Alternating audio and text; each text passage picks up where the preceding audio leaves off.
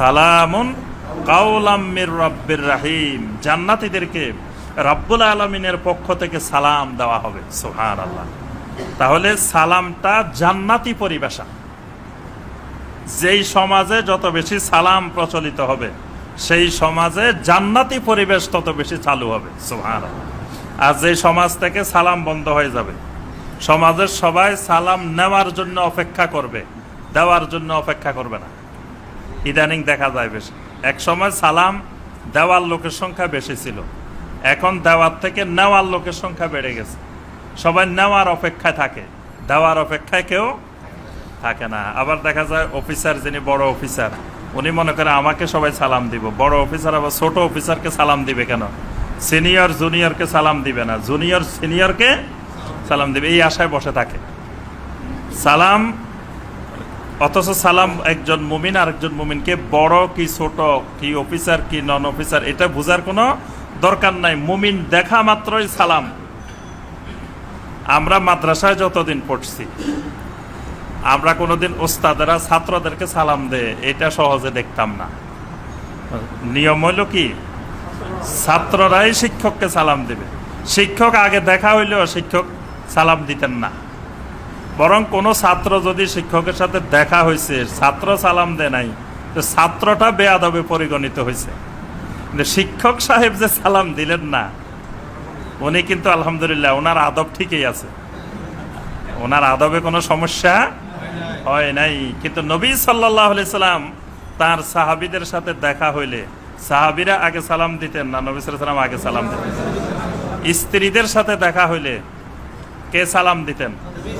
নবী সাল্লাল্লাহু আলাইহি সাল্লাম কি সালাম নেওয়ার জন্য বসে থাকতেন যে আমার স্ত্রীরা সালাম দিবেন আর আমি খালি বসে বসে ওয়া আলাইকুমুস সালাম ওয়া রাহমাতুল্লাহ ওয়া বারাকাতুহু, কি আয়েশা কেমন আছো, কি, এটা বলার জন্য বসে থাকতেন?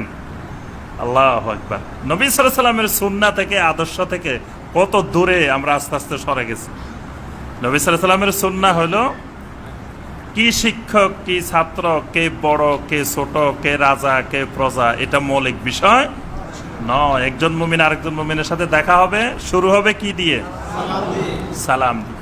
মোবাইল রিসিভ করে বলে হ্যালো হ্যালো, সালাম নাই, সালাম কালাম নাই। খ্রিস্টান পদ্ধতিতে, অমুসলিমদের মুশরিকদের পদ্ধতিতে আপনার মোবাইল রিসিভ করে। মোবাইল রিসিভ করার সুন্নত তরিকা হলো, যিনি রিসিভ করবেন তিনি সালাম দিবেন, তিনি বলবেন আসসালামু আলাইকুম, কমপক্ষে এটা বলবেন। এটা আবার যদি কোনো অমুসলিমকেও সালাম দিয়ে দেন কোনো অসুবিধা নাই, কারণ আপনি দেখতেছেন না যে আপনার ওই পাশে মুসলমান না অমুসলমান। সুতরাং আপনার সুন্নত তরিকা হইল সালাম দিয়ে আপনি মোবাইল রিসিভ করবেন। আবার দেখা যায় একজনের কাছে সালাম দিয়ে রিসিভ করলেন, উনি আবার উল্টা সালাম দেয় আসসালামু আলাইকুম। ওই যে ওই পাশ থেকে যিনি ফোন করছেন উনিও আসসালাম, উনি আর ওয়ালাইকুম আসসালাম বলেন না। কারণ অনেক সময় বড় ছোট মনে করে যে ওয়ালাইকুম আসসালাম বললে আবার বেয়াদবি মনে করবে। ধরেন ছেলে, বাবা ছেলের কাছে ফোন করছে, তো এদিক থেকে, অথবা ছেলে বাবার কাছে ফোন করছে, তো বাবা কি ফোন রিসিভ করে কি বলবে? ছেলে মনে করে বাবাই সালাম দিছে, আমি যদি ওয়ালাইকুম সালাম বলি তো বাবা তো কত বড় বেয়াদব হয়েছে, আমার সালাম নে ওয়ালাইকুম আসসালাম, ছেলে আবার সালাম দে আসসালামু আলাইকুম, এরকম হয় না? কিন্তু এটা সুন্নতের খেলাফ। যিনি প্রথম মোবাইল রিসিভ করবেন তিনি আসসালামু আলাইকুম বলবেন, তিনি ছোট হন আর বড় হন যাই হন। আর যিনি ওই পাশ থেকে শুনবেন তিনি বলবেন ওয়ালাইকুম আসসালাম রাহমাতুল্লাহ। তিনি পরে যিনি বলবেন তার উপরে সালামের জবাব দেওয়াটা ওয়াজিব, তিনি বড় হন আর ছোট হন। দেখা গেছে আমরা এই সুন্নতি পরিবেশ আমরা ভুলে গেছি। জান্নাতীদের সাথে, মুমিনদের সাথে আল্লাহ পাকের যখন মোলাকাত হবে, তাহিয়া হবে সালাম, আল্লাহর পক্ষ থেকেও সালাম।